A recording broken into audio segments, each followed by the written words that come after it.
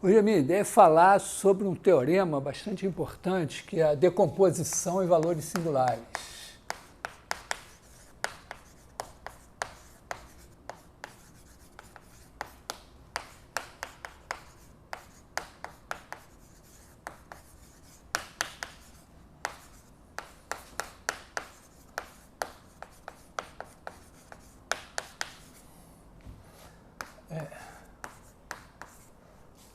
SVD, que é a sigla em inglês, Single Value Decomposition, é um teorema super importante de álgebra linear, mas eu queria abordar ele bem geometricamente. A ideia é a seguinte, vou fazer assim, T é de E em F. Uma transformação linear. No caso geral, que decorre trivialmente desse, usando o teorema do núcleo da imagem, a transformação linear não é objetiva, mas eu vou... Então tem várias coisas assim aqui envolvidas. Né?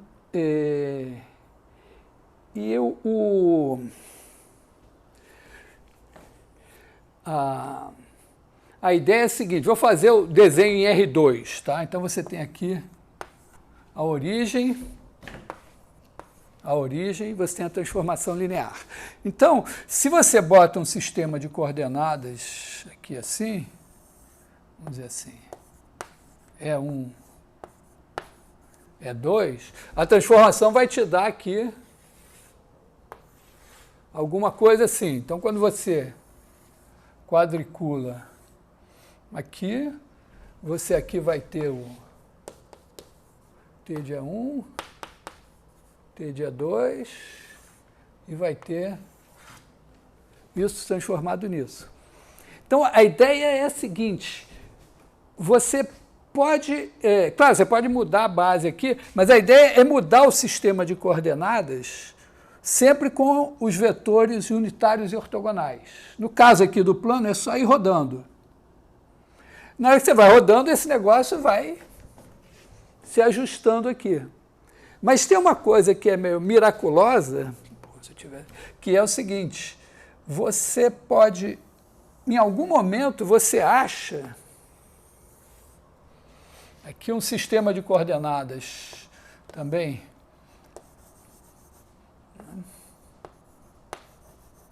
acha aqui um V1 e um V2, tal que, vamos dizer, o sistema de coordenadas, esse cara aqui vai num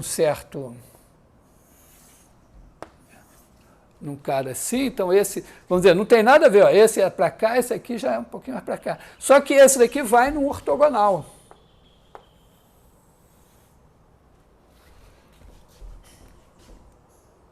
Entendeu? Quer dizer, normalmente, se você botar um sistema assim ortogonal, o negócio vai ficar meio torto. Né? Vamos dizer, torto no sentido de que os ângulos não são retos. Mas agora, se você escolher um sistema de coordenadas, vamos dizer, com vetores unitários e ortogonais adequado aqui, vai acontecer o seguinte, quer dizer, esse V1 vai ser mandado em algum cara aqui, o V2 vai ser mandado em algum cara aqui, de maneira que, então, você tem aqui o sistema assim, né? Certinho. E ele vai corresponder, não quadrados aqui não dá para pedir, é pedir demais. Você não pode, senão significaria que as distâncias seriam mantidas. Mas pelo menos uma coisa assim você consegue. Quer dizer, aqui você tem um ângulo reto e aqui você tem um ângulo reto. Isso significa, nesse caso aqui, né, existe, vamos dizer, dimensão 2, Eu nem falei o que é dimensão ainda, mas eu resolvi mostrar o teorema depois na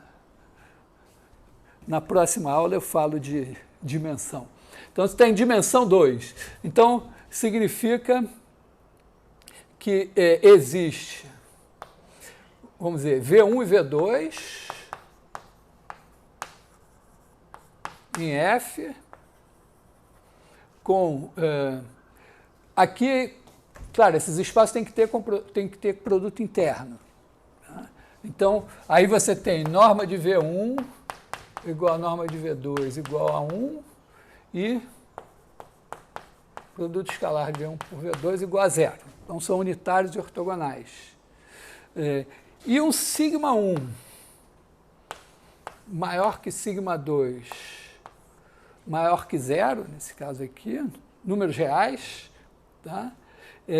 E um U1, U2 em E,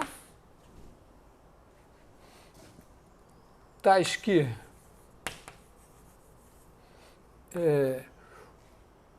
norma de U1 igual a norma de U2 igual a 1, U1 escalar U2 igual a 0 e T de V1 igual a sigma 1, T de V2 igual a sigma 2, U2. Então, aqui você tem ó, o V1, deixa eu apagar isso aqui para não atrapalhar, né? Esse cara aqui é o T de V1. O V2, o T de V2. Tirar o E1. Quem é o 1 e o 2? É só você pegar o unitário aqui. Pega aqui o 1, o 2 são os unitários dessas direções. Tá? E o teorema diz isso. Tá? Essa é só a expressão desse desenho. Você tem um sistema de coordenadas aqui com os eixos perpendiculares, então tem um vetor unitário aqui, que são perpendiculares.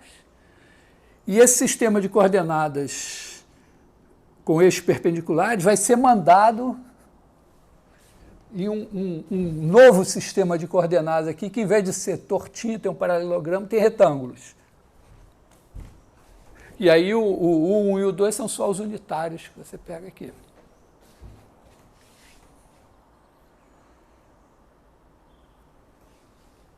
Pode perguntar, você pode cumprir o papel hoje de fazer as perguntas. Bastianello está aqui, presente, então ele pode perguntar. Tá tudo bem? Tá? Só que isso daqui vale em qualquer dimensão, quer dizer, em Rn, vamos dizer. Tá? Você pode obter uma coisa assim. Então, eu quero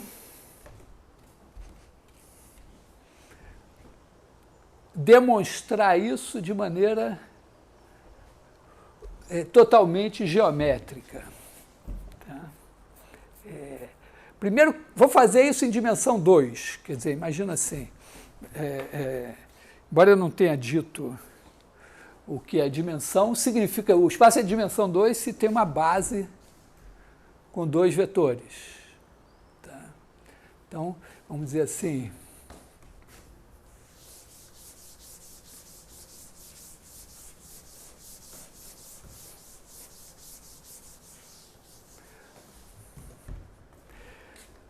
então, vamos dizer,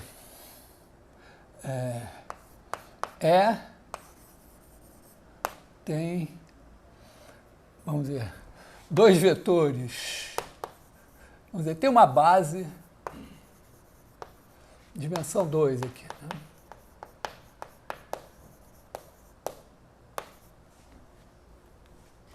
Aliás, eu nem vou pensar assim, dimensão 2. Então, eu estou no plano, tem aqui a origem e tem o produto escalar. Tá? Tanto E como F tem produto escalar. E aí eu estou aqui assim, esse é o círculo unitário. E aí eu vou escolher um vetor aqui, que eu vou chamar de E1, o outro que eu vou chamar de E2, e eles são perpendiculares. E agora eu vou rodar esses vetores aqui.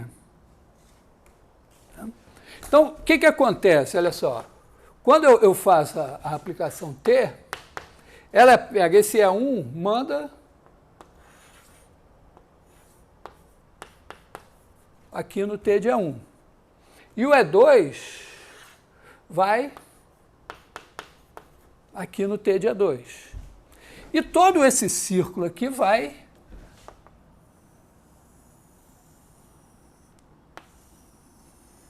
em alguma curva aqui que a gente vai aprender que é uma elipse. Se a transformação linear, ela leva um círculo sempre numa elipse, a menos que ela degenere. Não é tão evidente, mas não vem ao caso, não importa aqui na nossa demonstração. Tá? E aí eu vou fazer o seguinte, para cada ângulo θ, aqui tem um ângulo θ. Eu vou chamar aqui esse vetor de ε1 de θ e esse vetor aqui de ε2 de θ. Tá? Eles são unitários e ortogonais. Tá legal? Quer dizer, eu vou variando o θ e esses caras vão rodando aqui. E aí eu vou olhar para a seguinte função f de θ. Aqui eu vou ter o t de ε1 de θ, o t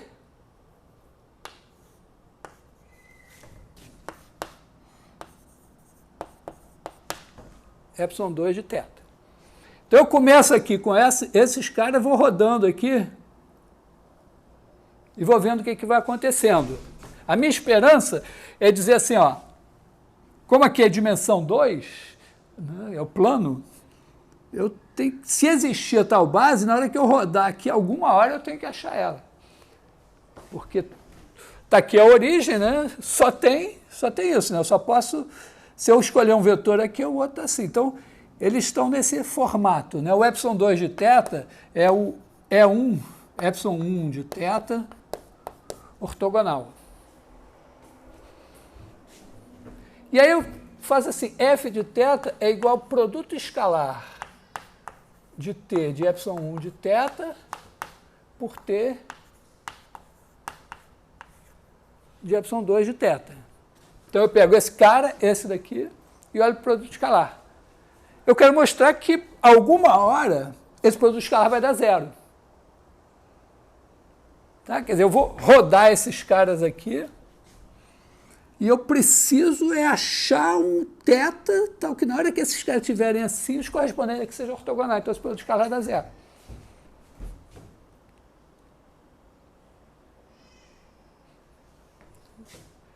Quer dizer, então, o que eu quero... θ, tal que f de θ igual a zero.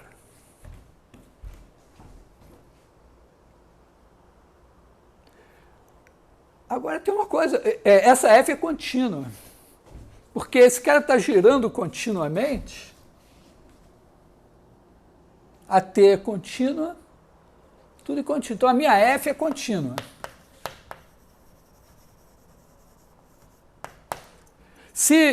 Vamos dizer, se eu quero realmente mostrar que ela é contínua, então eu vou fazer o seguinte, esses caras E1 e E2 são como se fosse o sistema de coordenadas canônico. Então, o ε1 de θ, esse vetor aqui, como esse ângulo é θ, esse cara daqui é cosseno θ, seno θ. Aqui assim, que é o ângulo θ, cosseno θ aqui, seno θ aqui. Esse cara daqui, o ângulo θ veio para cá, né? Então, esse cara daqui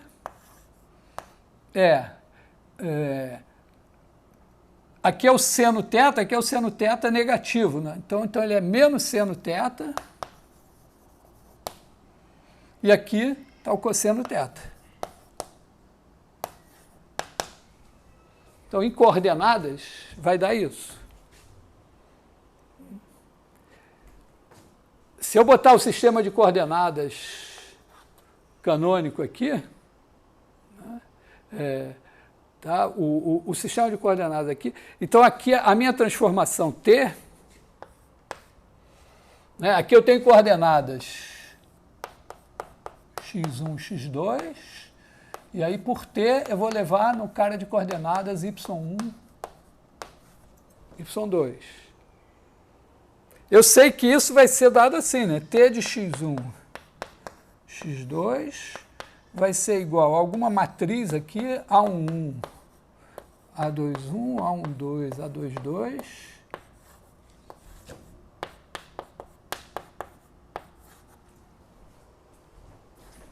Tá? Por quê? Porque o T, isso aqui é a mesma coisa, que T de x1 é 1 mais x2 é 2. Isso daqui vai ser x1 T de E1 mais x2 T de E2. Isso daqui, por sua vez, se escreve assim, né? x1 A11 A21 mais x2 A12 A22. Tá? Quando eu multiplico essa matriz por esse vetor, vai dar A11x1 mais A12x2. A21x1 mais A22x2. É a mesma coisa que isso aqui, escrito de outra maneira. Então, esse cara, isso aqui são as coordenadas do T de E1. E essas são as coordenadas do T de E2. Mas se eu fizer E1 é 1, 0. Então, eu boto aqui 1, 0, dá esse cara. O E2 é 0, 1. Então, 0, 1, 0, 1 dá esse cara daqui.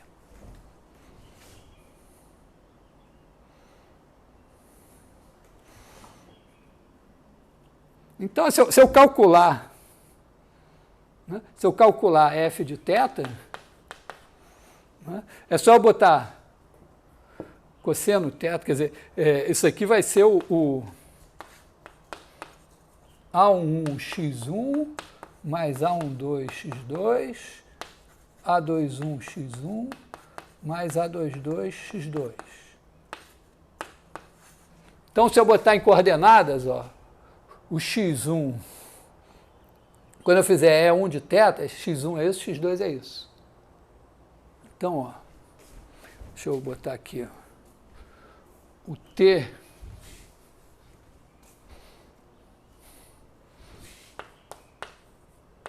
de ε1 de θ vai ser o quê? Vai ser isso daqui com x1 igual a cosseno θ e x2 igual a seno θ. Então, isso aqui vai dar A11 cosseno θ mais A12 seno θ, A21 cosseno θ mais A22 seno θ. E o T de ε2, faço a mesma coisa, só que agora eu uso menos seno θ e cosseno θ. Então, aqui vai dar menos A11 seno θ mais A12 cosseno θ. Aí aqui, ó, menos A21 seno θ mais A22 cosseno θ. E quando eu fizer o produto escalar, vai dar uma combinação de senos e cossenos. Eu nem preciso fazer essa conta. O que eu sei é que agora eu vou fazer o seguinte, ó, f de θ vai ser isso vezes isso, mais isso vezes isso.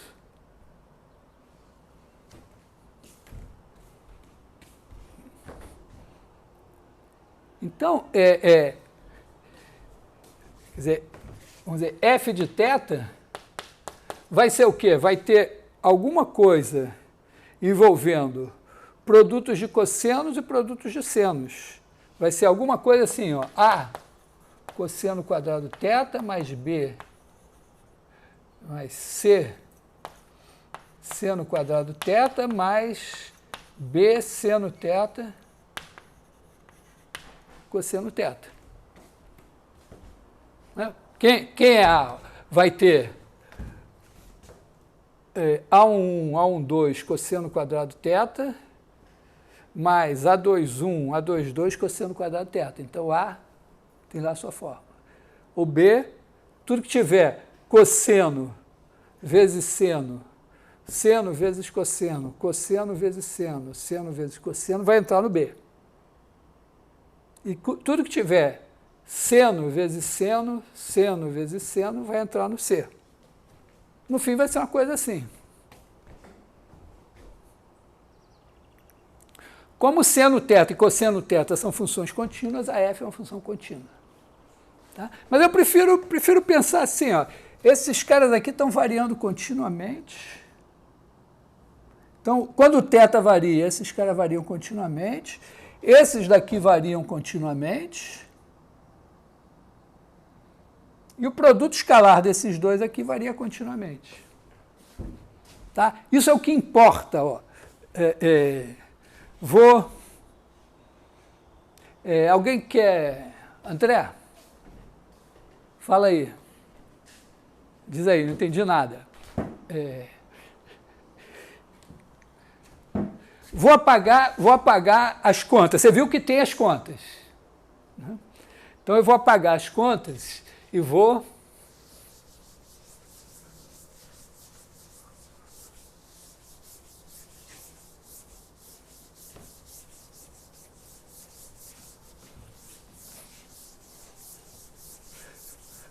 voltar para o que importa. Hein? Eu estou aqui em E. Tem aqui o círculo unitário. Aí eu aplico a transformação T, aqui tem o zero. Transformação linear, ela leva 0 em 0. Tá? Porque T de 0 mais 0 é igual a T de 0 mais T de 0. Ao mesmo tempo, isso é igual a T de 0. Então, T de 0 é T de 0 mais T de 0. Se você somar o simétrico dos dois aqui, T de 0 igual a 0. Então, levou no 0. Então, esse cara daqui vai virar alguma coisa...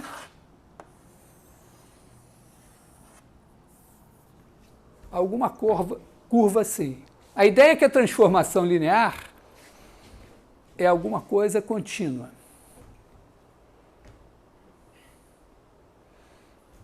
Está olhando para mim, André? Então, olha para mim aqui. Então, agora, ó, a minha ideia, eu fiz essas contas para mostrar o seguinte, ó, que eu vou pegar esse vetor aqui, que são unitários e ortogonais, e vou começar a rodar. Aí eles começam... Aqui assim, ó, vamos chamar, esse cara daqui é o ε1 de θ, esse é o ε2 de θ. Esse aqui é o T de ε1 de θ, esse é o T de ε2 de θ. Repara que esse daqui, ó, que é menos esse, se eu pegar esse cara daqui, ele é elevado nesse daqui. Quer dizer, esse aqui, esse é elevado nesse. Tá claro? Então, agora, o que eu mostrei é o seguinte, ó, eu defini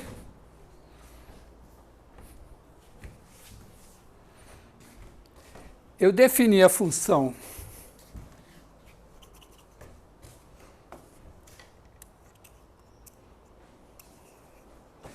f de θ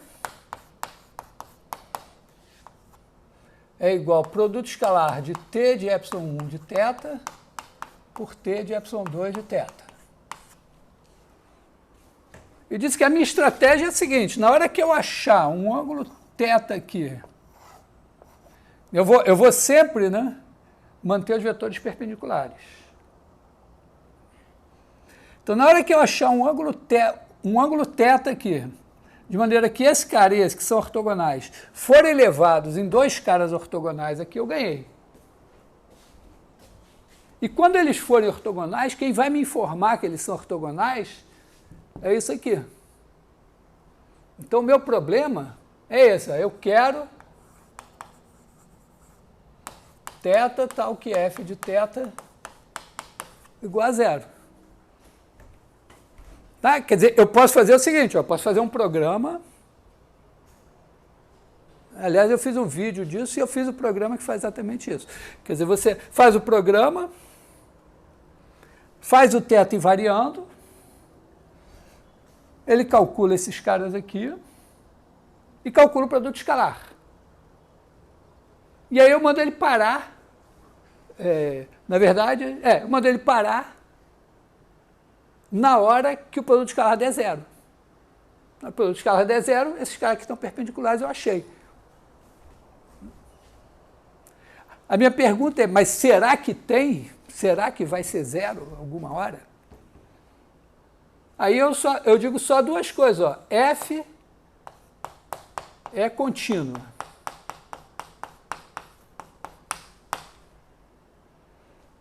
Vamos chamar esse cara daqui de E1, esse daqui de E2. E aí aqui você tem, né, aqui é o tempo zero, tá? θ igual a zero. Aqui você vai ter ε1 de θ, aqui é o θ, e aqui você vai ter o perpendicular a ele, que é o ε2 de θ. Perpendicular aqui. Então, aquela conta arada que eu fiz ali foi só para dizer, ó, essa f é contínua. Porque se eu botar coordenadas, isso aqui vai depender de seno θ, cosseno θ, isso vai depender de seno θ, cosseno θ, e esse produto escalar vai dar uma combinação lá de senos quadrados, cosseno quadrado, seno cosseno. Então, a f é contínua. Agora, eu olho para o seguinte, ó, f de zero. Quem é f de zero? Bom, esse daqui é exatamente o tempo zero. Nesse caso aqui é positivo, né? Mas podia ser negativo. Se for zero, acabou, né? Porque se esses caras aqui já tiverem mandado ficar perpendicular, acabou, já achei. Então você tem f de zero. Então eu testo f de zero. Se for f de zero. Se for zero, acabou. Pode ser maior que zero e pode ser menor que zero. Mas aí, vamos olhar agora quem é f de π sobre 2. E quando eu tiver π sobre 2, eu estou aqui, ó. O ε1 veio aqui. Então, esse cara daqui é o ε1 de π sobre 2. O f de zero, vale, vou escrever aqui, né? Ele é produto escalar A de E1, não, T, né?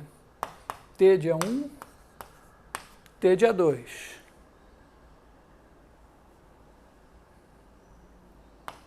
Quem é o f de π sobre 2? Bom, esse cara daqui é o ε1 de π sobre 2. Ele é o E2. Quando eu ando π sobre 2, ele veio parar exatamente onde estava o cara aqui do zero. E esse daqui, ó, quando eu estou em π sobre 2, esse cara está aqui, o perpendicular dele girando para cá é ε2 de π sobre 2 é o menos E1. Então, f de π sobre 2 é t de ε1 de π sobre 2, que é t de E2, vezes t de ε2 de π sobre 2, que é t de menos E1. Quer dizer, eu comecei calculando olhando para esses dois aqui e terminei olhando para esses dois aqui. Mas esses dois aqui são esse e esse.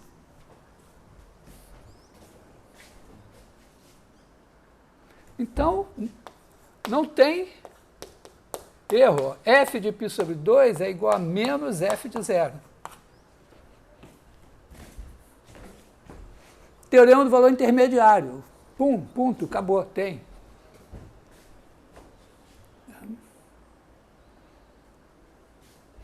Quer dizer, quando eu começo aqui, esses caras estão assim. Na hora que eu vou rodando aqui, eles estão assim. Se no começo estivesse assim, depois ia ficar assim. Então, está demonstrado.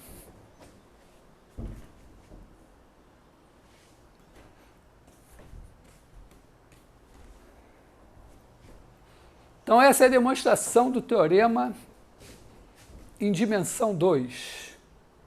Tá?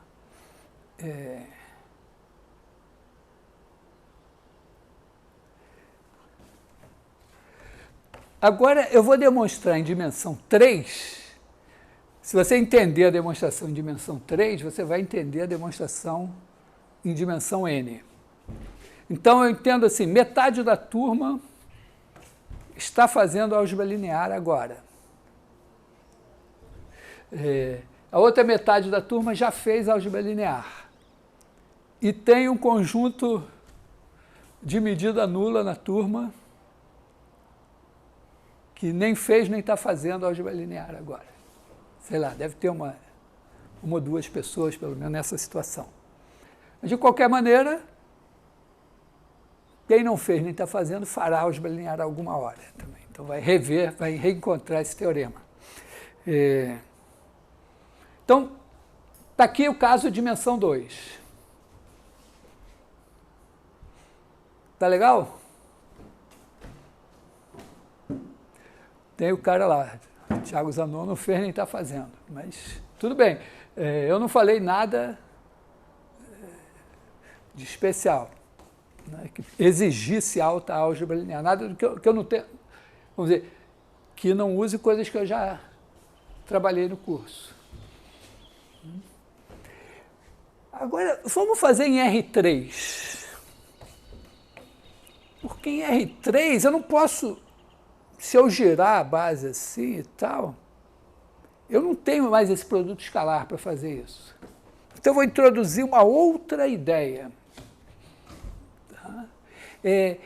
Eu ontem de noite estava tomando banho e disse, eu vou fazer esse teorema amanhã e vou fazer todo geométrico e vou tentar explicar tudo. Eu não sei se ficou alguma dúvida aqui sobre essa... Eu fiz aqui exatamente o que eu faço no vídeo.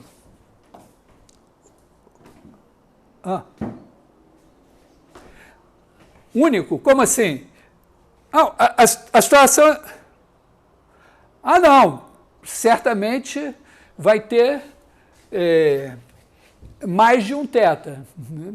Porque, bom, se você achar esse θ aqui, esse daqui também... Vamos dizer, se esse θ servir, esse daqui também vai servir. Tá? Na verdade, quando você acha uma base assim, você já acha ela, quer dizer, você tem, vamos dizer, digamos que você achou uma base, ε1, ε2, que você achou com o θ. Então, certamente, menos ε1, ε2 também serve, porque se a imagem desse é perpendicular à imagem desse, a imagem desse é só esse daqui com 180 graus. Então, essa aqui também vai servir. Essa daqui, ε1 menos ε2, também vai servir. E menos ε1 menos ε2 também vai servir. Dependendo da transformação, por exemplo, se for uma transformação que multiplica todo mundo por um número, uma homotetia, qualquer base ortogonal vai ser levada a uma base ortogonal. Aí tem infinitos. Isso no caso do plano. Tá? Quer dizer, se você tiver em dimensão mais alta, é a mesma coisa. Cada base que você conseguir, alternando os sinais, né, você tem, vamos dizer, a base vai ter n vetores, aí 2 elevado a n você já vai ter.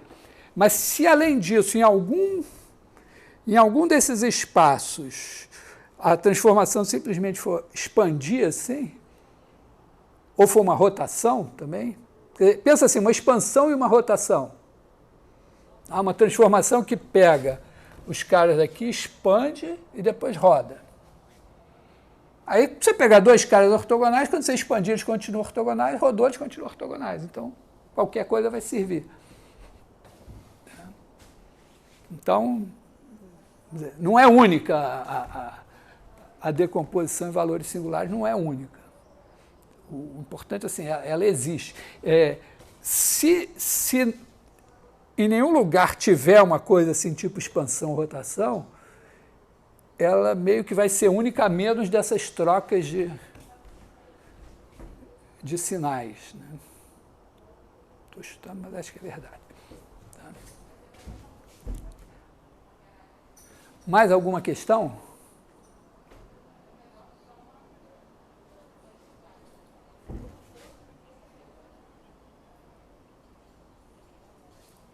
Não, vai ser sempre positivo, porque aqui você vai fazer o seguinte, ó, você vai fazer V1 igual a menos ε1, V2 igual a ε2. Aí T de V1 vai ser, vamos dizer, menos T de ε1, né, que vai ser, em princípio, né, esse caso aqui, em princípio, vai ser menos sigma 1. Na verdade, vamos chamar, vamos ver, menos sigma 1, ε1. Mas tudo bem, você não quer nem saber. Você achou, a ideia é a seguinte, você achou os caras aqui, V1, V2. Aí vai dar aqui o T de V1, T de V2. O que importa é que esse tamanho seja maior do que esse tamanho aqui. Aí você faz o seguinte, ó, você define o 1, esse cara é definido a posteriori, entendeu? Você achou esse cara, ele virou esse. Aí o 1 é igual a 1 sobre norma de T de V1 vezes T de V1. E aí o sigma 1 é a norma de T de V1, que é sempre maior que zero. Entendeu? Você define, você acha primeiro os 2 caras aqui. Aí você diz, bom, então o T de V1 é esse? Beleza. Então o 1 é esse daqui. O T de V2 é esse? Então o 2 é esse daqui. De maneira que o sigma vai ser sempre positivo. Tá?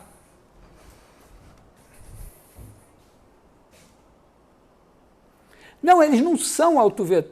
Primeiro que o autovetor teria que ser o cara aqui, né? A diferença é assim, o autovetor é um cara que a transformação... Primeiro, a transformação tem que ser do espaço nele mesmo. Então ela pega o cara e faz um múltiplo dele. Aqui a transformação, em princípio, pode ser desse espaço em outro. Tá? Então o cara que está aqui é outro e não tem que estar, vamos dizer, nem faz sentido no outro espaço, né, você pensar esse cara como múltiplo desse. Tipicamente, você tem um Rn, para quem já fez álgebra linear, o que acontece é o seguinte, ó, você tem o teorema, você tem a transformação de Rn em Rm. Aí você tem o núcleo aqui que vai em zero, joga fora o núcleo e pega, aqui está o núcleo. Pega o ortogonal a ele. Aí o ortogonal a ele vai ser jogado bijetivamente na imagem aqui. E o teorema diz respeito a essa transformação linear. Só que aqui você está em Rn e aqui está em Rm. Então o cara daqui não pode ser múltiplo do cara daqui. Não tem nem... Algebricamente isso não faz nenhum sentido. Tá? Então o que importa... Inclusive eu acho uma maneira errada de dizer que a transformação roda e estica. Ela não roda e estica. O cara aqui pode rodar, e quando ele roda aqui, o de cá se mexe de outra maneira. até o momento em que você acha uma posição aqui que os caras aqui são ortogonais. Vou enunciar o mesmo teorema oi.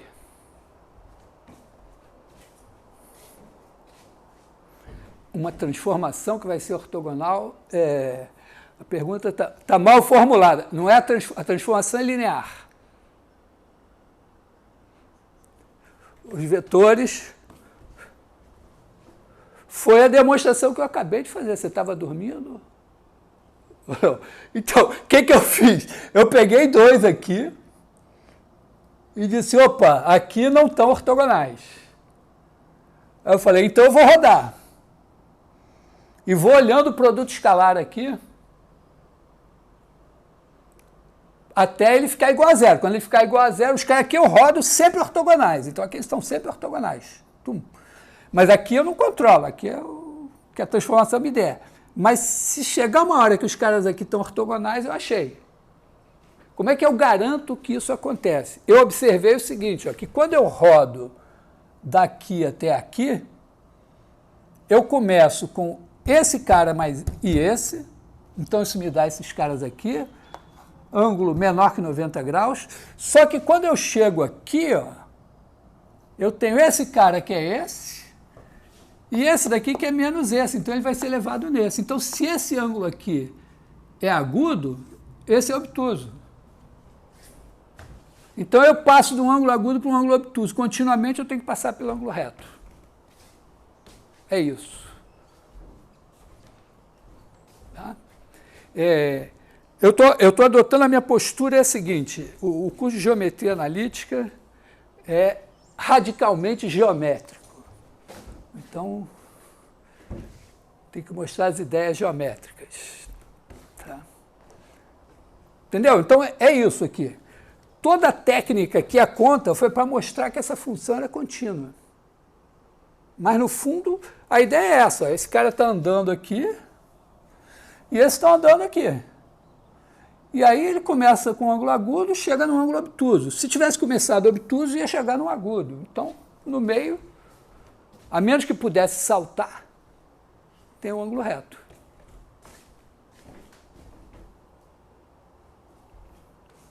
Tá legal? Estou tentando mais ou menos mostrar como esse teorema vai ser ensinado no ensino médio, talvez. Ou, de certa forma, vai ser ensinado também no ensino fundamental, né, no futuro. Assim, tá? Quer dizer, as ideias são ideias realmente simples. Bom, então posso passar para a dimensão 3. Eu não vou fazer em dimensão n, mas em dimensão n vai ser a mesma ideia. Então, se você entender em dimensão 3... Mais alguma questão? Eu realmente quero muito que vocês entendam esse teorema. Aliás, a gente quer tanto que vocês entendam esse teorema que eu estou fazendo, o Flávio vai fazer na álgebra linear, talvez o Ricardo faça no cálculo 2, talvez o Bernardo faça na computação científica. Alguma das ideias...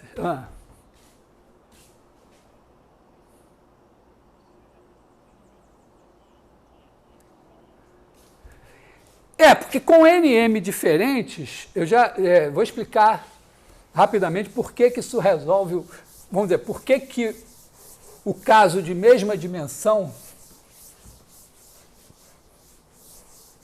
é suficiente para Rn e Rm. Isso só, uma ideia assim, você tem a transformação T de Rn em Rm. Aí você tem aqui o Rn. Aí tem esses caras aqui. Isso aqui é o núcleo de T. Esses caras são levados em zero. Aí você tem aqui a imagem do Rn no Rm, é esse cara aqui. Imagem de T. Esse aqui é o núcleo de T. Aí você pega o ortogonal aqui. É o espaço das linhas da matriz. Está aqui. Ele é elevado bijetivamente nesse cara daqui, que é o espaço das colunas da matriz. Então, a transformação T o que importa nela, esses caras que são levados em zero, é lixo. Tá? Você pode pegar uma base ortogonal aqui e todo mundo aqui vai ser levado em zero. Então você pega uma base ortogonal aqui também e leva os caras aqui em zero aqui. Pronto. Aí tem esses aqui e esses aqui. Então aqui é um espaço de dimensão K que está sendo levado num espaço de dimensão K. E aqui tem uma base ortonormal que vai ser levada em vetores ortogonais aqui. Esse é o teorema. Ninguém te ensinou isso?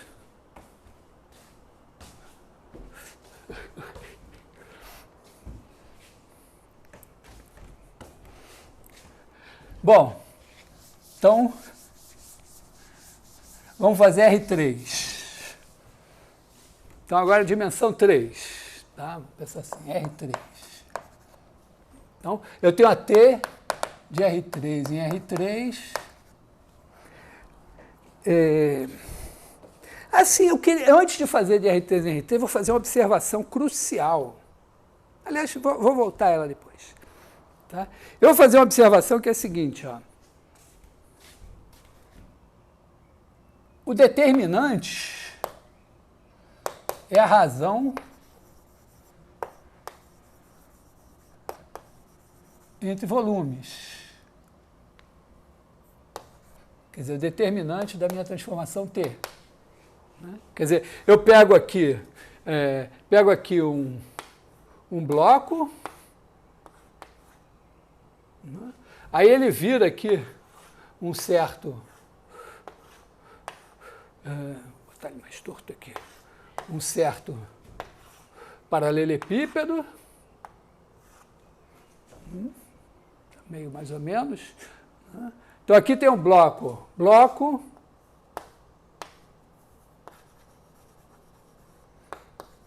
B. Aqui eu tenho paralelepípedo T de B. Tá, vamos chamar isso aqui de T de B mesmo.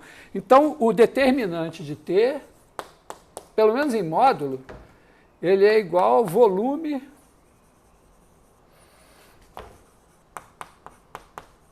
de T de B sobre o volume de B. Assim como a gente viu no caso do plano, que o determinante era a razão entre a área da imagem e a área original. Então, a mesma coisa em R3, eu parto em pedaços e tal, em blocos. Aí cada bloquinho é levado num paralelepípedozinho assim, todos semelhantes. E aí, quando eu pegar qualquer coisa aqui e olhar para a imagem lá, a razão entre o volume daqui e o volume daqui, a razão é o determinante. Isso está claro ou não?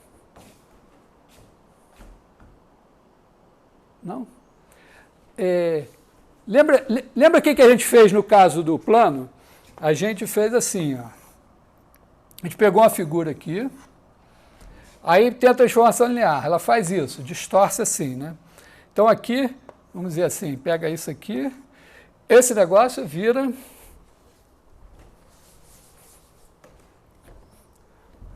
uma coisa assim, quer dizer, vamos botar aqui, vamos fazer de conta aqui que eu diminui um pouco mais. Aqui é um quadrado, ele vira um paralelogramo. A transformação linear. Então, esse cara que estava aqui, ele vai virar alguma coisa meio assim aqui. Está um pouco exagerado, né? Vai virar alguma coisa assim. Se eu quiser calcular o volume desse, a área desse, eu posso pensar assim, ó. Digamos que eu não sei calcular a área de paralelogramo aqui. Mas eu sei o seguinte, ó, se eu ladrilhar isso aqui, essas linhas que eu passo aqui viram linhas aqui assim. A transformação leva retas em retas. E retas paralelas a essa e retas paralelas a essa. Se eu ladrilhar Assim, aqui eu vou ter isso assim. E se eu continuar ladrilhando aqui, eu vou ladrilhando lá. Então, qualquer ladrilhamento que eu fizer aqui para calcular essa área, vai me dar um ladrilhamento equivalente aqui. Só que aqui a unidade de ladrilho é um quadradinho. E aqui a unidade de ladrilho é um paralelepípedozinho. Sendo que cada quadradinho aqui vira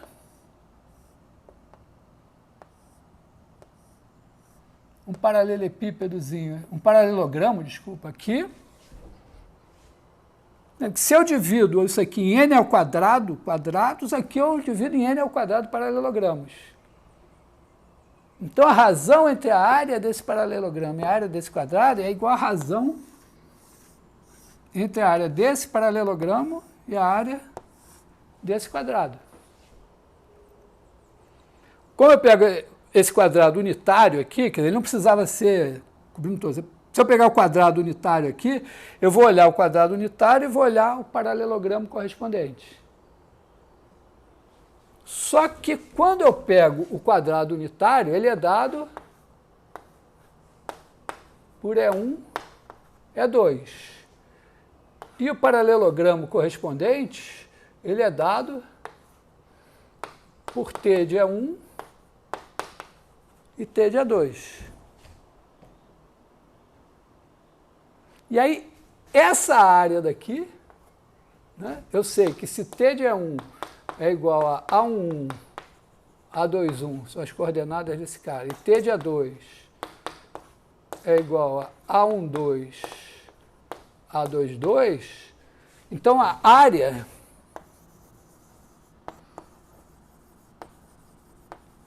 com sinal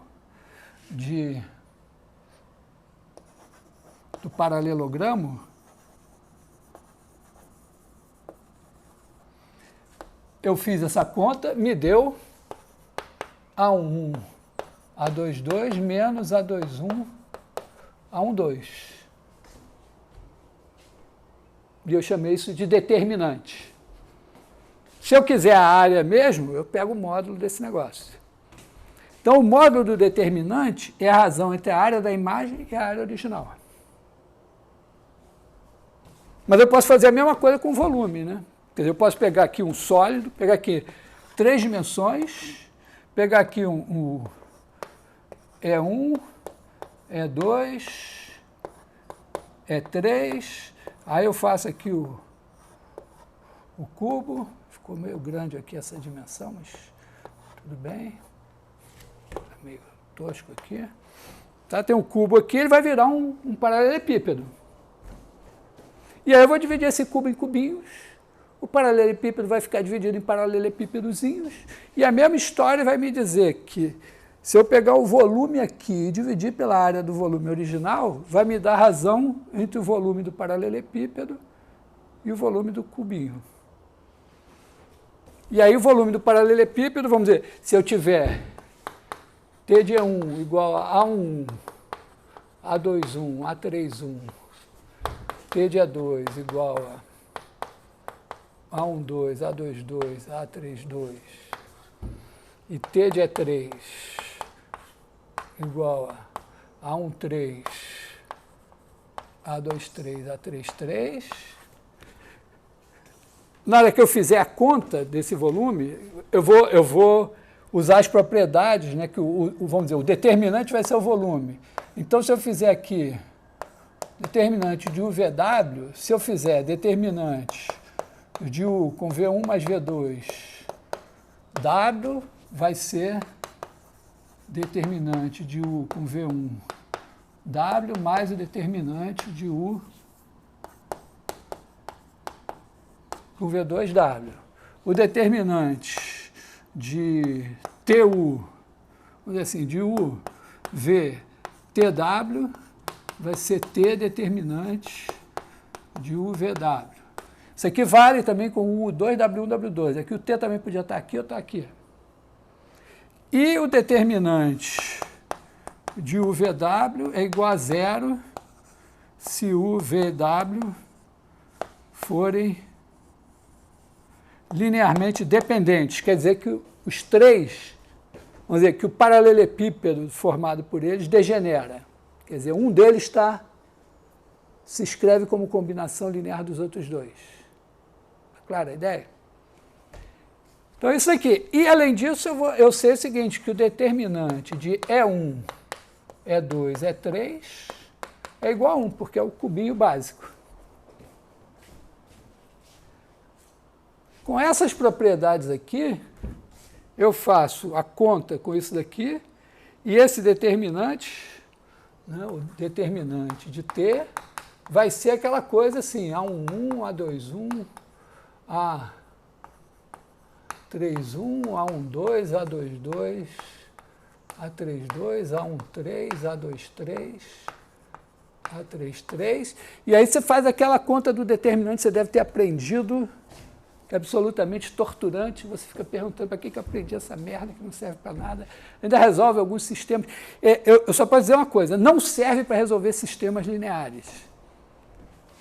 Não serve pelo seguinte, porque, claro, se o sistema for 3×3, serve, mas como o problema é resolver sistemas lineares de, sei lá, 100 milhões de coordenadas, 100 milhões de variáveis, a quantidade de multiplicações envolvida aqui para você calcular um determinante, resolver o sistema linear com um determinante, é tão grande que você vai fazer o seu programa, entrar com seus dados e vai ficar esperando e o computador, vamos dizer, a vida útil do computador vai acabar e ele não vai ter conseguido terminar as contas.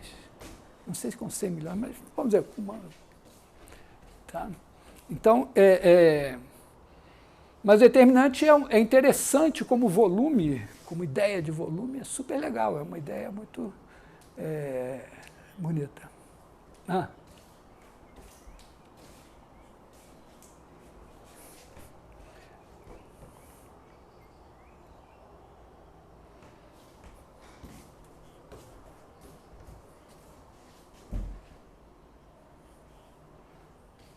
Porque eu quis, quer dizer, porque eu quis, não, eu em vez de definir o determinante com essa fórmula aqui, né, certo? Eu boto aqui ainda A11, A12, A13, A21, A22, A23, faço assim, e aí digo, ó, faço esses três produtos aqui positivos, esses três aqui negativos, e aí eu somo esse, subtraio esse é o determinante. Podia ter feito assim. Aí eu disse, não. Começou, mas isso aqui, na verdade, é uma regra de... Determinante começou na resolução de sistemas lineares, realmente. Tá? Isso é uma regra de cálculo. Mas, a coisa de 200 anos, mais ou menos, ninguém se tocou que determinante era volume. Então, ao invés de definir assim, eu disse assim, ó, eu tenho a transformação linear, e aí a transformação linear tem uma certa uniformidade que me permite concluir, né, a coisa importante dessa coisa toda foi o quê? Foi isso que eu falei no começo. Ó. Se eu estou aqui no espaço, aí eu tenho um sólido B. Aí a transformação me transforma esse B nesse outro cara aqui. Então, o determinante de T é igual ao volume de T de B sobre o volume de B. Vamos ainda entre aspas, tá? Eu observo isso, que se eu tenho a transformação linear, essa relação entre o volume da imagem e o volume original, ela não depende do sólido que eu pego. Porque se eu for olhar o volume de B, eu vou ter que partir ele em cubinhos.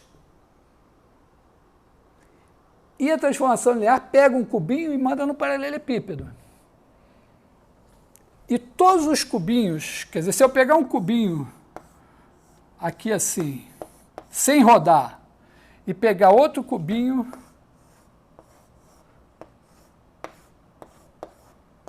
tá? Arestas paralelas aos eixos. A transformação linear, se eu pegar esse cubinho aqui, ó, isso aqui é o cubinho, vamos dizer assim, ponto P, aqui eu chamo L1, botar aqui, L1 é 2, L1 é 3, bom, e aqui, deixa eu botar aqui a origem aqui, né? Tá, então esse aqui é L1 é 2, esse aqui é L1 é 3, e esse daqui, L1 é 1. Se eu pegar esse cubinho aqui assim, esse aqui vai ser o ponto Q, vou botar o ponto Q aqui, aí aqui eu vou ter L2 é 1, L2 é 2, L2 é 3. Na hora que eu aplicar a transformação linear nesse cara daqui, eu só tenho que saber quem são T de E1, T de E2, assim, e T de E3. Esses caras formam um paralelepípedo aqui, e a imagem desse cubinho aqui vai ser semelhante a esse cara daqui. Tá? Se eu pegar aqui, agora fizer...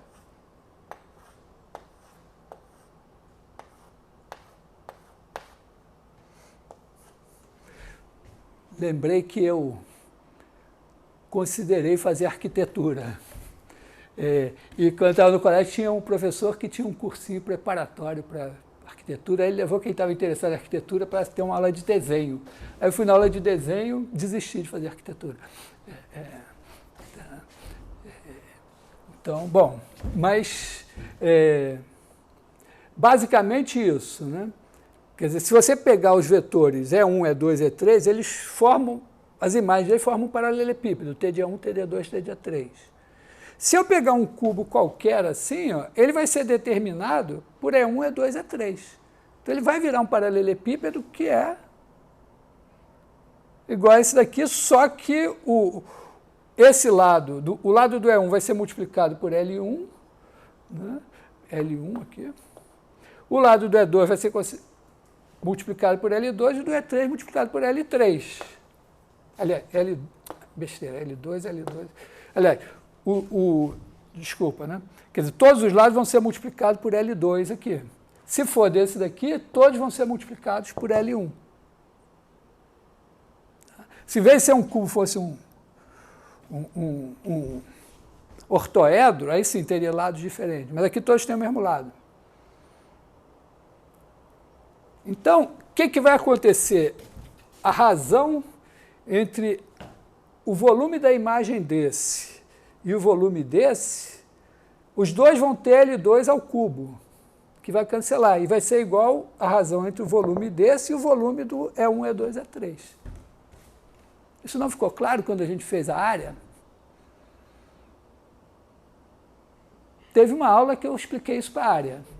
Aí vocês foram para casa e disseram, não, vou estudar essa merda para caralho. Estudaram para caralho, ficaram lá 2 horas, entenderam. E então, depois vocês entenderam que o que eu estou falando para vocês é óbvio, né? Tá certo? Botei aquela culpa cristã, né? E vocês, transferir o problema. Porque, olha só, não posso fazer tudo, não posso... Né? Tem uma parte de ralação. Sabe que morreu recentemente um grande pianista, Nelson Freire. Eu vi um filminho sobre a vida dele. Quando ele era pequenininho, 3, 4 anos, lá ele sentou no piano e tocou. Então o cara tocava pra caralho.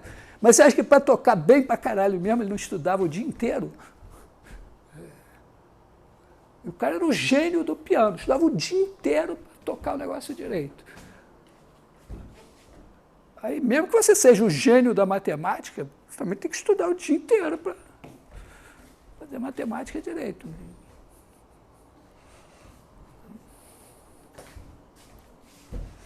Então, estou explicando, o caminho das pedras é esse, ó, entende aqui em R2. Ó. Área é isso, você quadricula, aproxima e calcula a área. Aí, quando a transformação é linear, ela transforma cada quadradinho, assim com os lados paralelos aos eixos, num paralelepípedo que sempre é semelhante à imagem do quadradão com E1, E2. Eles viram o paralelepípedo que vai ser semelhante ao paralelepípedozinho aqui. E o número é o mesmo. Então, se você usou 18 quadradinhos aqui para fazer uma boa aproximação, aqui você vai usar 18 paralelepípedos.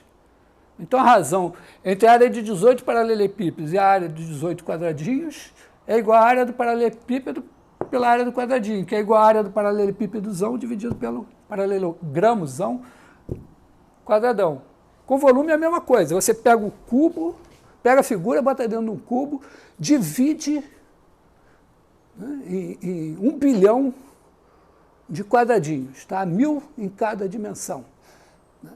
Aí faz a transformação linear. Cada cubinho que você vai ter aqui vai virar um paralelepípedozinho. Todos do mesmo tamanho e todos semelhantes ao quadradinho, com a razão de semelhança igual do paralelepípedozão dividido pelo cubão.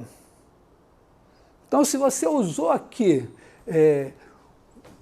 sei lá, 438 bilhões 795 milhões 315 mil e 128 cubinhos, você vai usar o mesmo número, que eu já esqueci qual é, de paralelepípedozinhos aqui. Então, quando você dividir o volume aproximado aqui pelo volume aproximado aqui, esse número que eu esqueci qual é, corta. E fica paralelepípedo dividido por cubinho, que é igual a paralelepípedozão dividido por cubão. Então, se o cubão unitário me dá um paralelepípedozão, eu chamo o volume desse paralelepípedozão de determinante da transformação, porque é ele que é o fator que dá razão entre volume aqui e volume aqui. Aí, na hora que eu vou definir isso, eu descubro que só vai funcionar bem se eu deixar ele ter um sinal. E aí, na hora que eu deixo ele ter um sinal, eu digo que eu consigo uma coisa assim. Tá? Quer dizer, se eu fizer o volume com sinal, essas propriedades aqui funcionam. Eu fiz isso para a área. E para volume é a mesma coisa. E aí, essa coisa, esse volume com sinal, eu chamo de determinante. E na hora que eu faço as contas do determinante, as contas do determinante vão ser o quê? Vão ser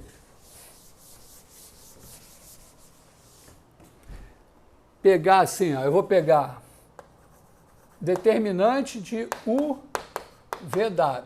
Então, esse cara daqui vai ser o determinante. O U vai ser A11 é 1, mais A21 é 2, mais A31 é 3. A12 é 1, mais A22 é 2, mais A32 é 3. Aqui, A13 é 1, mais A23 é 2, mais A33 é 3. Então, eu escolhi, esse cara é o U, esse é o V, esse é o W. Aí, na hora que eu vou fazer as contas, ó, por essas propriedades aqui, eu saio pegando um cara daqui, um daqui, um daqui, um daqui, um daqui, tá? Só que na hora que eu escolho esse, eu sei, por conta dessa propriedade aqui, que se aqui tem E1 e aqui tem E1, vai dar zero. Tá? Porque é como se eu pegasse um bloco com duas arestas que deviam ser perpendiculares iguais. Então, ou que não deviam ser, pelo menos, não deviam coincidir, mas elas colapsaram. Então, colapsou, dá zero. Então, na hora que eu pego esse, eu só posso escolher um desses dois. E na hora que eu escolher um desses dois, eu só posso escolher um aqui. Então, na verdade, em vez de eu ter 3 ao cubo produtos aqui, eu só tenho 6, só tenho 3 fatorial. Tá? Se fosse em Rn, eu teria n elevado a n possibilidades, mas na verdade só tem n fatorial. Tá? Por isso que esse negócio com 4 não funciona. Porque com 4 você teria que ter 24 produtos. E na hora que você faz isso aqui, vai ter, sei lá, 8, uma coisa assim. Né? Então, sai lá a fórmula do determinante com sinal e tal, que eu não vou gastar tempo com ela, mas eu sei que essa fórmula me dá o volume. Quer dizer, então, isso aqui, na hora que eu faço a conta, né, isso daqui, a fórmula vai me dar A11, A22, A33, quando eu escolho esse. Depois, quando eu escolho esse, vai dar menos A1, A32, A23. Por quê? Porque aqui ó, tem E1, E3, E2. E quando eu troco a ordem de 2, troco o sinal. Depois eu pego esse daqui, mais A21, então menos A21, A12, A33. Por quê? Porque eu tenho E2, E1, E3. Troquei a ordem, trocou o sinal. Mais A21, A32, A13. Bom, por quê? Que eu troquei o E1 com E2 e depois troquei com E3. Troquei 2 vezes. Eu trocou de sinal 2 vezes, deu mais. E depois, mais A31, A22,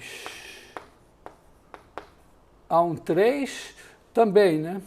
Não, esse aqui é menos, né? Quer dizer, o E3, vamos dizer, o E1 trocou com o E2, aliás, vamos dizer assim, o E3 trocou com o E2, depois trocou com o E1, depois o E2 trocou com o E1. E mais A31, A12, A23. Aí foi o E3 trocou com o E2, depois trocou com o E1. Tá? Então, se eu não errei nada aqui, esse é o determinante desse negócio aí. Tá? Não foi uma mágica assim. Quer dizer, eu pensei em volume, a partir de volume eu vi essas propriedades aqui, elas pareciam boas, mas elas só funcionavam bem com T positivo e dependendo de como era essa parte da soma aqui, aí eu posso descobrir que se eu introduzir o volume negativo, eu consigo que essas coisas funcionem. Então eu pago o preço, eu digo, agora vai ter volume negativo. Em compensação, eu tenho essas propriedades algébricas ótimas, e quando eu quiser o volume mesmo, eu pego o módulo. E o volume negativo é muito bom, porque, por exemplo, quando você faz mecânica dos fluidos, ou eletromagnetismo, qualquer coisa assim, você tem um fluxo, você tem um campo de vetores, e tem, vamos dizer, está passando água, está passando vento aqui assim. E aí você bota os vetores assim, e o fluxo para cá tem um sinal e o fluxo para cá tem outro sinal. E esse sinal vai ser dado automaticamente pelo determinante. Então, vamos dizer, o sinal do determinante ele vai ter um significado físico em algumas situações bem legais. Então, é conveniente algebricamente, é o que aparece algebricamente, porque e depois você volta para os sistemas lineares e vê que o determinante dá a regra de Cramer, que acho que não é do Cramer. Bom, sei lá, que o Cramer descobriu depois, mas sempre tem assim, sempre quando o cara descobre, depois que um outro descobriu antes e tal. Bom, então, isso é o determinante, é volume. Mas eu fiz isso depois que eu saquei que a transformação linear, pela uniformidade dela, ela pega um sólido aqui, transforma em outro aqui, e a razão entre o volume da imagem e o volume original é sempre a mesma, não importa qual figura que eu pegue.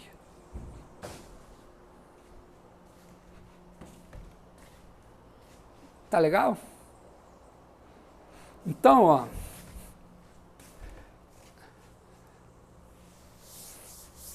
depois dessa breve... Será que eu vou conseguir? Ih, rapaz, pensei que eu nem consiga terminar. Mas, não, vamos dizer, vou conseguir. Algumas coisas eu vou ter que deixar, né?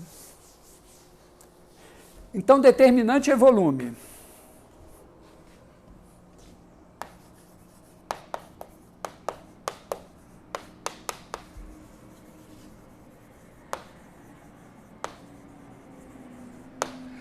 Em dimensão 2, o det de UV é igual à área com sinal. E aí tem uma desigualdade, que é uma equivalente da desigualdade de Cauchy-Schwarz-Bunyakovsky. O Cauchy fez primeiro em Rn, o Bunyakovsky fez depois com a integral, e o Schwarz descobriu de novo o que o Bunyakovsky já tinha feito. Sempre, aliás, normalmente assim, sempre que alguém faz alguma coisa na Europa Ocidental, depois se descobre que algum russo tinha feito antes. É muito comum, né? Então, no caso aí foi o Bunyakovsky. Então, Cauchy-Schwarz-Bunyakovsky Agora, a desigualdade do determinante chama-se desigualdade de Hadamard, que diz o seguinte, né, que o determinante UV, det de UV, e módulo, quer dizer, a área mesmo, é menor ou igual, ou seja, está dizendo que o volume, a área do paralelogramo é menor ou igual que o produto dos lados, vocês já sabiam desde pequenininhos. E que o det de UVW é menor ou igual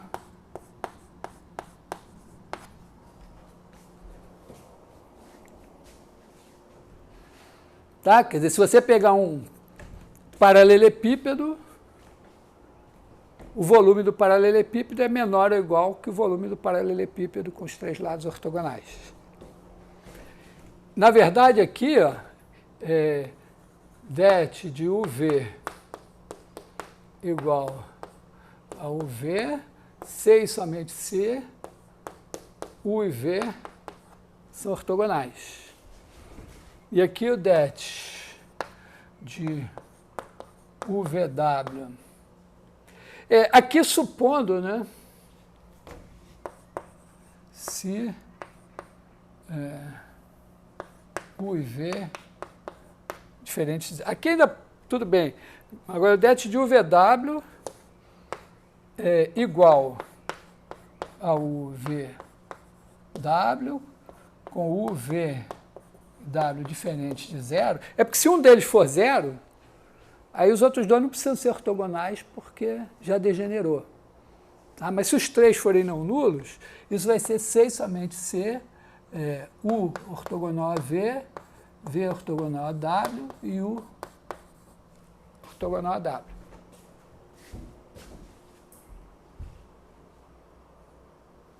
Tá?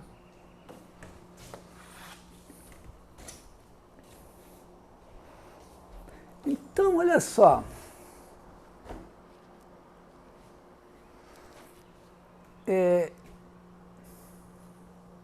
Vamos pensar no que a gente fez lá da decomposição em valores singulares. A gente pegou aqui o círculo, e aí pegou esse cara daqui, pegou esses caras aqui, né?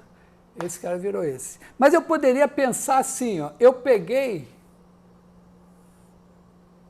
um quadrado e transformei num paralelogramo.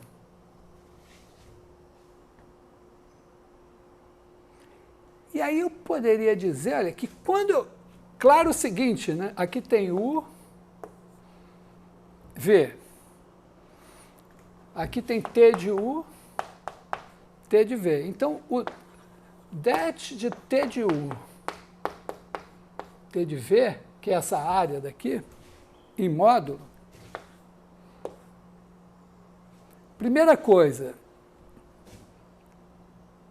é constante. Constante no seguinte, vamos dizer, em vez de pegar U e V, pega aqui ε1 de θ, ε2 de θ. Aqui T de ε1 de θ. Tá? Quer dizer, eu pego vetores unitários e ortogonais. Então, a área aqui é 1. Como determinante, a razão entre as áreas é sempre a mesma, se esses caras todos têm a mesma área, esses aqui têm que ter todos a mesma área.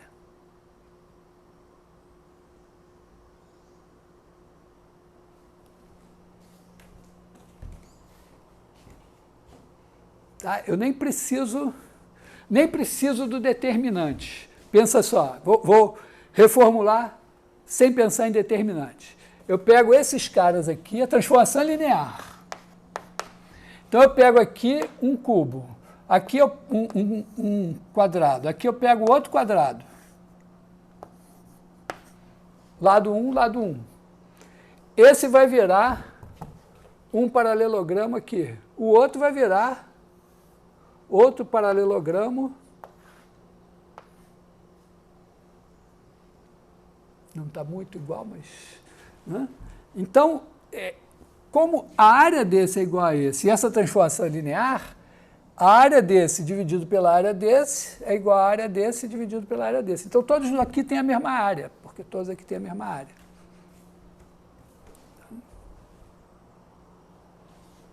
Então, isso aqui é uma constante.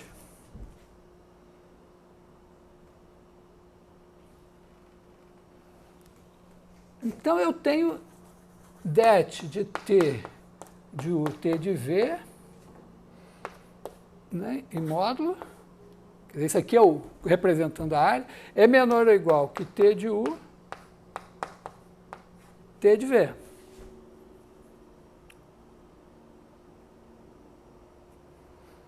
Então, se para alguém isso aqui for igual,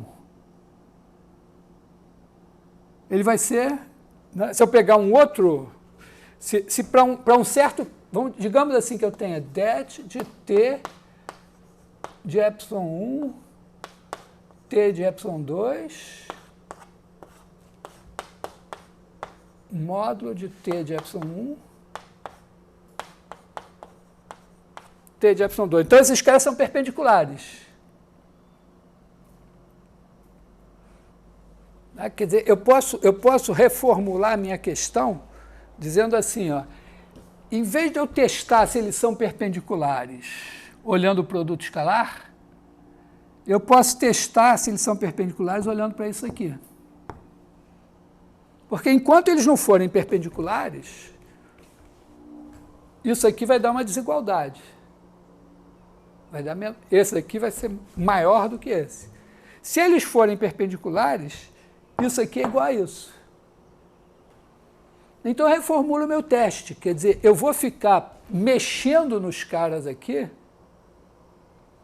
até o determinante dos 3 vetores da imagem dar igual ao produto dos módulos.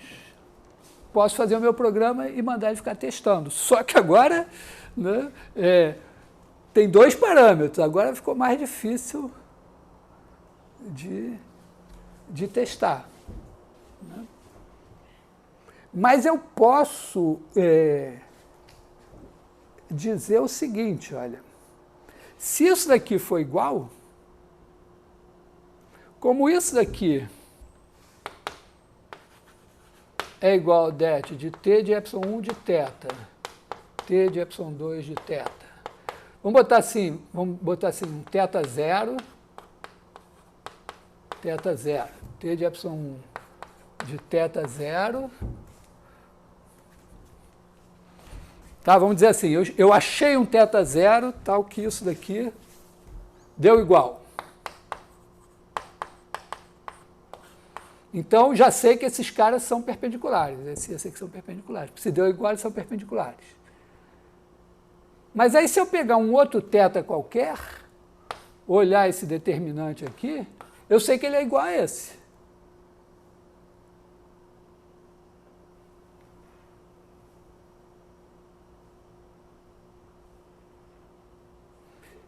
Só que ele é menor ou igual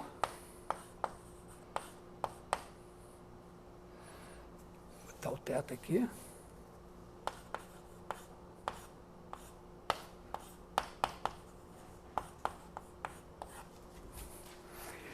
Então, esse produto aqui é maior ou igual a esse, que é igual a esse, que é igual a esse. Então, se eu achar esse cara daqui,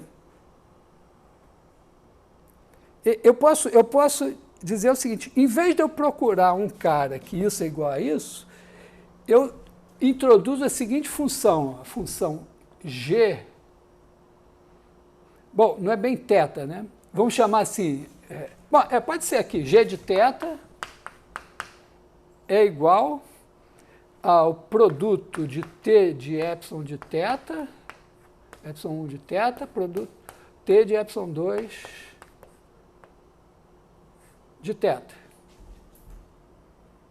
Tá? Quer dizer, eu estou olhando, vou escrever aqui, g de θ igual a t de epsilon 1 de θ, t de epsilon 2 de θ. É o produto dos módulos. Isso é sempre maior ou igual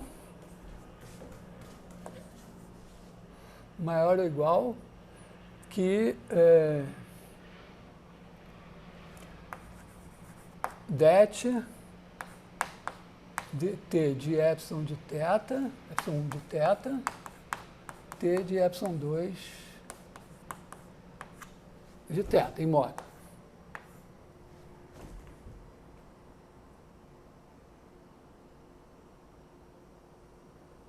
E esse cara daqui é sempre... Bom, isso aqui é sempre assim. Agora, se para um determinado cara, esse daqui for igual a esse, né, o cara que eu estou procurando, os caras vão ser ortogonais quando isso for igual a isso. Né, a área aqui foi igual ao produto dos lados, aí eles são ortogonais. Então, se isso for igual a isso, eu achei o que eu quero. Só que quando esse cara é igual a esse, automaticamente ele é igual a esse, que é menor do que esse. Então, esse cara daqui é o mínimo de G.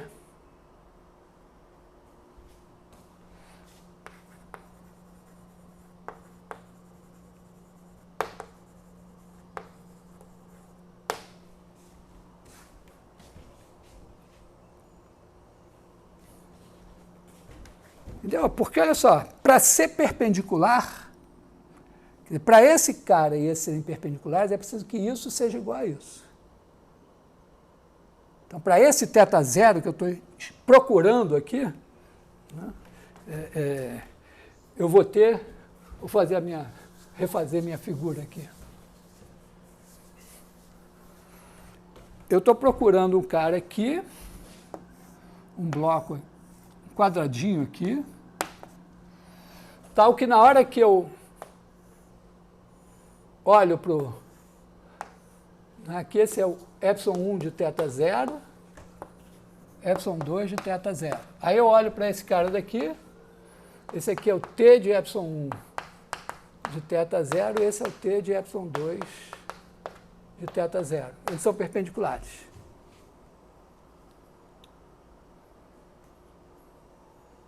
Mas esse cara daqui, esse volume aqui, se eu pegasse um outro cara aqui, pego um outro bloquinho aqui, né?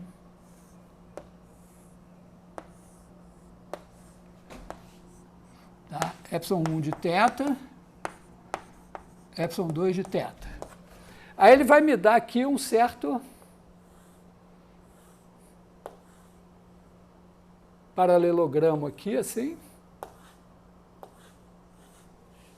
E eu sei que essa área é igual a essa. Esse aqui é o T é o T de ε1 de θ, T de ε2 de θ. Tá aqui, tá. Esses aqui foram mandados nesses, esses dois aqui foram mandados nesse.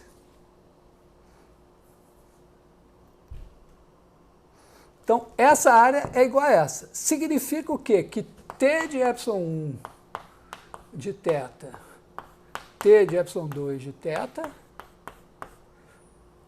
é maior que essa área. Maior ou igual. Se não for perpendicular, é maior.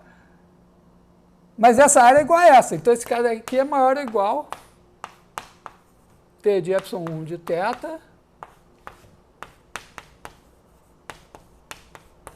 que é essa área. Então, essa área é igual a essa, que é menor do que isso.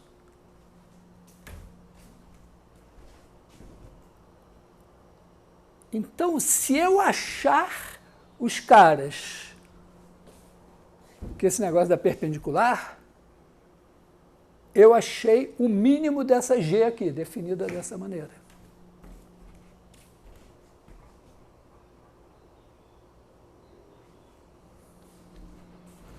Então, eu posso reformular o meu problema assim, ó.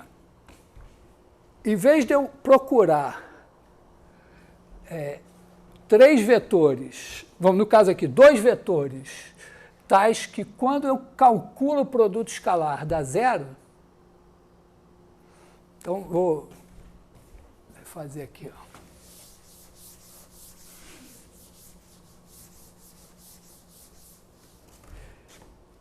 Formulação 1.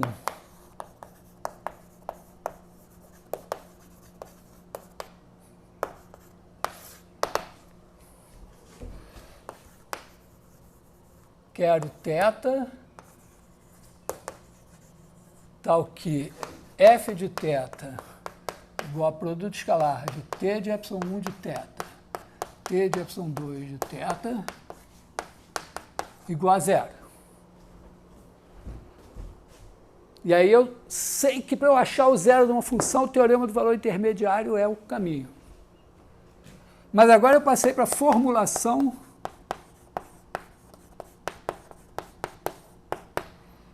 2. Quero θ tal que norma de T de ε1 de θ, módulo de T de ε2 de θ, isso aqui é G de θ, seja mínimo.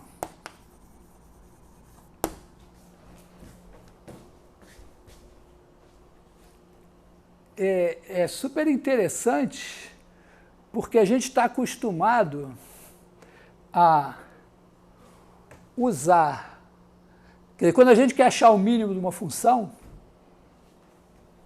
a gente deriva igual a zero. E aí transforma no problema de achar um zero. Aqui eu queria achar um zero, mas eu achei uma função para a qual esse cara vai corresponder a um ponto de mínimo. Tá? Quer dizer, eu posso dizer assim, ó, em vez de eu procurar aqui, ficar rodando, e procurar até esses caras ficarem perpendiculares, que significa isso daqui ser zero, eu digo, olha, eu vou rodar aqui até que esse produto dos módulos seja o menor possível. Parece uma coisa muito pior. Só que em R3, eu não vou conseguir fazer os três produtos escalares serem zero ao mesmo tempo. Eu não tenho um teorema para isso assim, tão simples. Mas eu tenho um teorema que vai me garantir que se a função é contínua, ela tem um mínimo. E ela vale em R3 também, se eu tiver certas circunstâncias. Então, e vai ser o que vai dar em Rn também, porque a desigualdade do determinante, desigualdade de Hadamard, vale em Rn. Mas vou pensar só em R3. Então, vê se vocês entenderam a mudança de formulação aqui, assim. Essa era a ideia, direto achar o cara perpendicular, produto escalar deu zero. Mas aí eu digo, olha, quando eles são perpendiculares, o produto dos módulos é esse determinante aqui. Só que quando eu estou girando aqui, todos esses quadradinhos têm a mesma área, então esse determinante aqui também é esse determinante aqui, que é menor que o produto dos módulos. Então, se esse for igual a esse daqui é menor ou igual do que esse, ele é o mínimo. Então, mudei a abordagem. Então, em R3 eu vou pensar assim, ó, todos os cubos, eu vou pegar o conjunto dos cubos unitários e vou procurar o cubo unitário tal que a imagem dela, na hora que eu olhar, o produto dos módulos vai ser o menor possível. Porque quando for o menor possível, significará que eles são perpendiculares.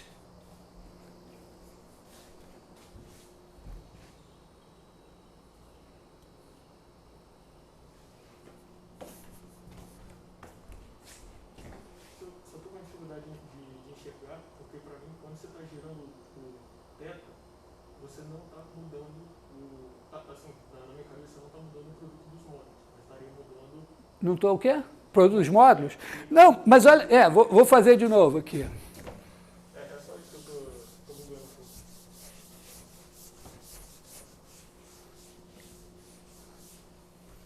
Porque para mim está parecendo que o produto dos módulos ia continuar o mesmo. E no final, Não, quem continua o mesmo é o determinante.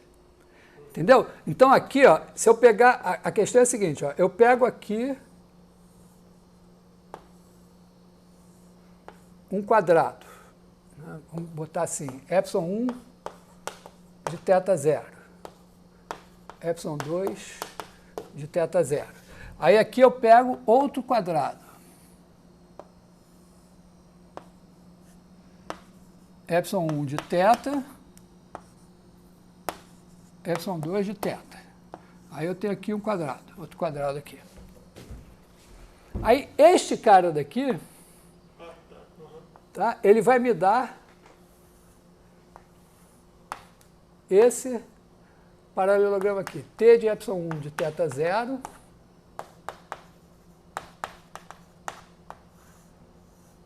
só que aqui o ângulo é reto. E esse outro daqui vai me dar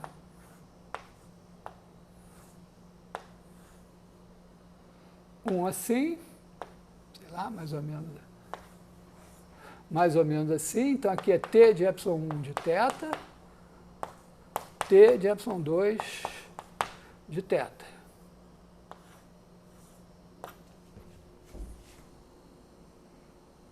Então, como a área desse é igual à área desse, o produto desses módulos é maior que o produto desses módulos. Então, este cara aqui, né, aqui eu tenho módulo de t de ε1 de θ0, módulo de t de ε2 de θ0 é menor ou igual que o módulo de t de ε1 de θ vezes o módulo de t de ε2 de θ. No caso aqui é estritamente menor mesmo, né? Porque esse produto é maior que essa área, que é igual a essa, que é igual a esse produto aqui. Só que essa mesma formulação eu posso fazer com cubos. Tá? Então, eu posso dizer o seguinte, ó, formulação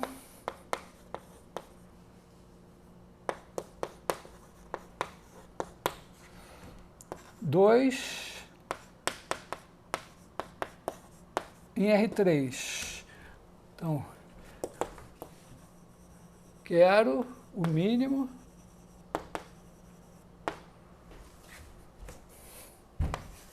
de T de ε1, ε2, ε3, aliás, desculpa, T de ε1,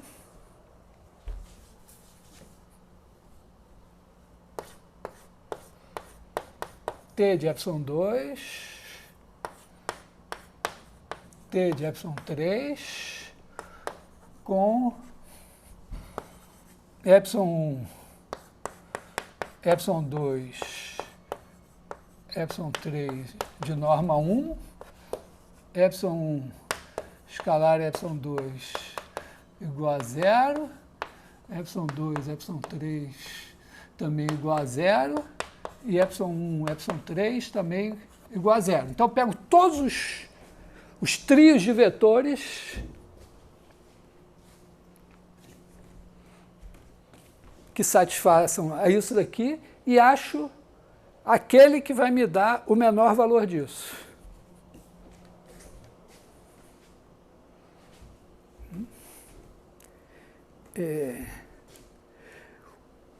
Tem um probleminha.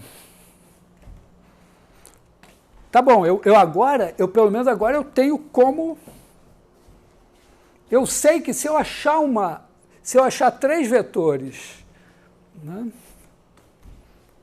Então eu já consegui... caralho. Acho que eu vou ter que fazer a novela.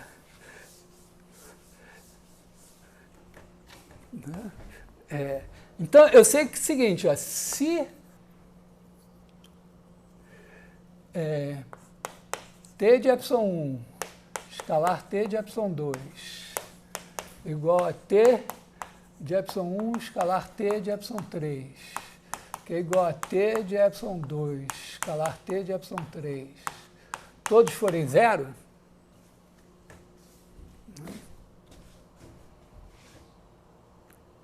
eu estou supondo que a minha T é objetiva, então não tem nada degenera ali, né? Tá? Então, se esses caras forem 0, então eu sei que o determinante de T de epsilon1, T de epsilon2, T de epsilon3, que é o volume, é igual a, vamos dizer assim,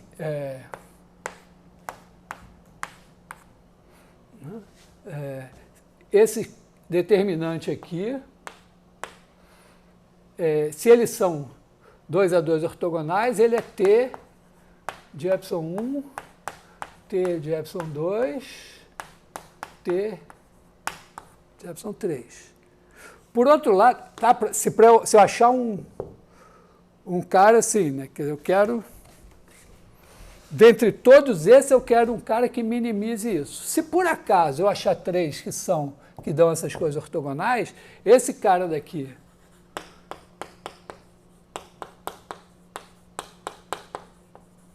quer dizer, se eu pegar um outro cubo,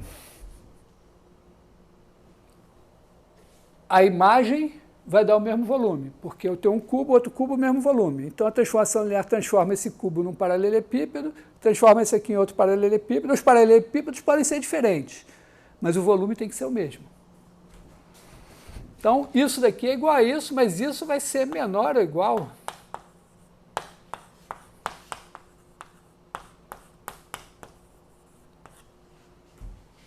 Então, se eu achar a base que eu estou procurando, ela vai minimizar isso. Mas a questão é outra.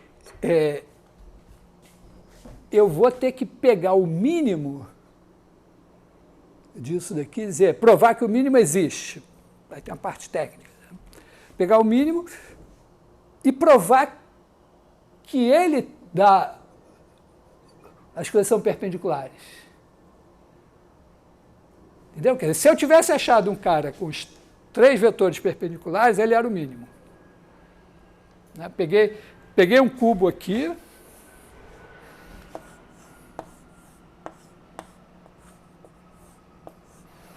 Opa, meu cubo aqui ficou muito... Um cubo aqui, aí ele virou aqui uma coisa, um paralelepípedo aqui, mas é um paralelepípedo retângulo. Esse ângulo é reto, esse ângulo é reto, esse ângulo é reto. Então, beleza.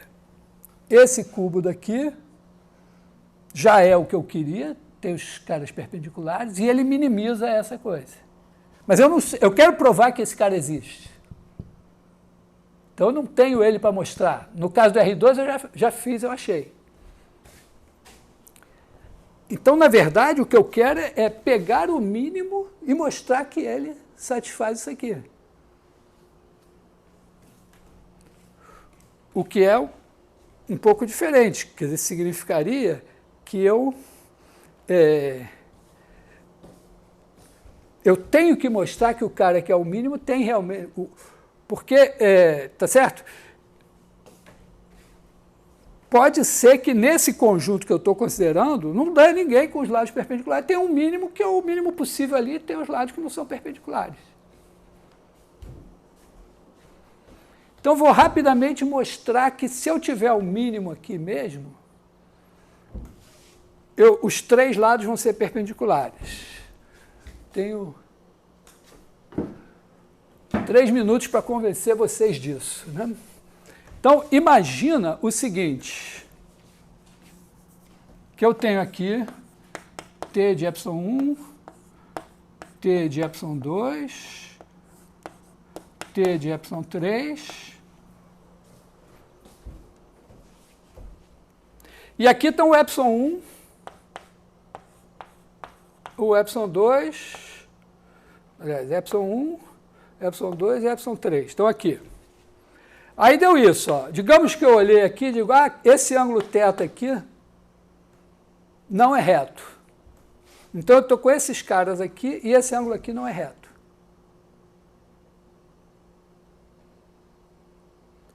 Então significa que se eu olhar só a transformação desse plano aqui nesse plano, esses dois vetores não estão sendo mandados em dois vetores perpendiculares. Mas eu acabei de mostrar que eu posso rodar esses caras nesse plano. Eu rodo esses dois, mantendo perpendicularmente, até que eu ache aqui, nesse mesmo plano, dois que vão ser perpendiculares.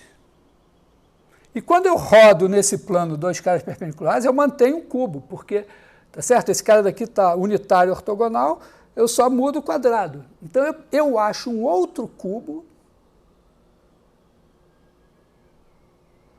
tal que o produto dos lados correspondentes a esses dois é menor do que esse. Por quê? Porque na hora que eu rodo aqui, a transformação linear, ela preserva as áreas. Quer dizer, cubos aqui têm a mesma área, então as imagens têm a mesma área. Então esse cara daqui, esse cubo que eu tenho, está dando um paralelogramo assim. Na hora que eu achar o cubo que eu sei que tem, que dá um retângulo, a área dele é igual à área desse, mas então o produto dos lados daqui é igual à área desse, que é menor que o produto desses lados. Então eu diminuí o produto dos lados.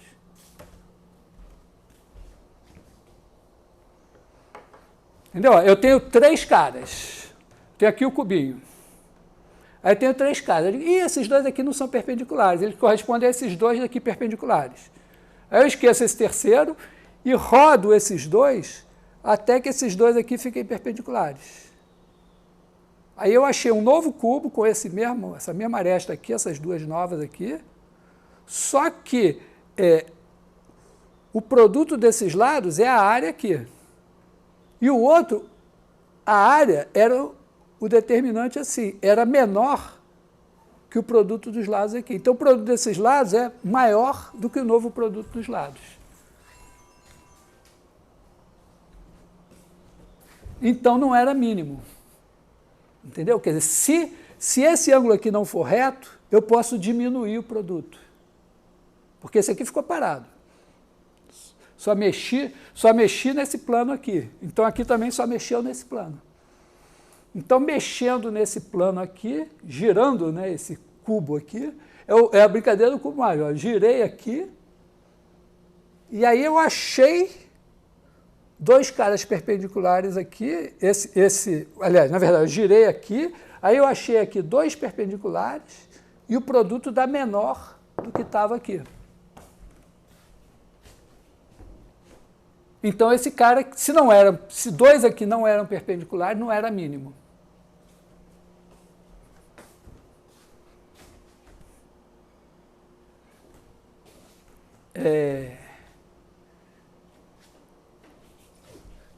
Dúvidas na próxima aula. Eu não lembro de novela. Eu lembro das Mil e Uma Noites. Vocês já leram as Mil e Uma Noites? As Mil e Uma Noites é uma história assim que tinha um sultão, sei lá, um negócio assim, que acho que não sei, ele casava com uma mulher e matava, e aí casava com outra e tal, e era assim. E aí teve uma que foi a escolhida, e aí, caramba, aí acho que ela levou a irmã, não me lembro direito, a irmã. E aí a irmã disse, vou contar uma história. Aí começava a contar uma história, e aí no auge do suspense já estava muito tarde e tinha que esperar o dia seguinte, Então, aqui eu não sei se ficou no suspense, se deu para entender. De qualquer maneira, quer dizer, a ideia da demonstração em R3 é isso, que quando se você achar um cara mínimo e os caras não forem todos perpendiculares, você pega dois que não são perpendiculares, dá uma rodada nos correspondentes aqui, mantendo perpendiculares, até eles ficarem. E aí o produto diminui. Então não era mínimo. Então, quando for mínimo, vai ser perpendicular. Tem a discussão de por que tem mínimo aqui. Também aí é uma discussão mais topológica. Então, essa é a demonstração da decomposição em valores singulares que eu estou vendendo. Mas ela é totalmente geométrica, só tem a ver com... Tá certo? A rigor, eu nem preciso falar de determinante. Porque eu estou falando de área, volume e comprimento. Eu estou usando o fato de que o volume de um paralelepípedo é menor ou igual que o produto das arestas, produto dos comprimentos das arestas. Então, dá para ensinar no ensino médio. Não? Tá certo? Se for você quer aprender direito, o negócio de área, volume, comprimento e tal, dá para dar explicação. Talvez a demonstração, por que realmente existe esse mínimo, é um detalhe já mais fino, mas que no colégio pode dizer, não, tem o mínimo. Tem o mínimo. Pega o menor. Foda-se. Então, é isso.